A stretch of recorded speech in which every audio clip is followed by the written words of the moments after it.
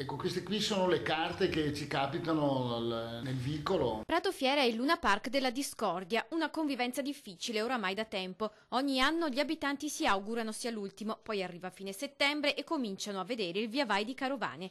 Così anche quest'anno, ma stavolta i residenti hanno firmato una petizione inviata al sindaco.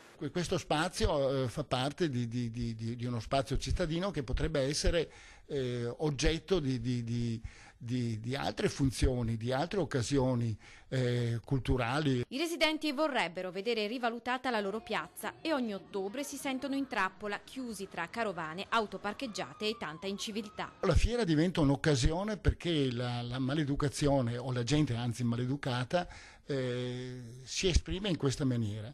L'altro giorno c'erano 2 giovani ubriachi di fronte al mio cancello, per esempio.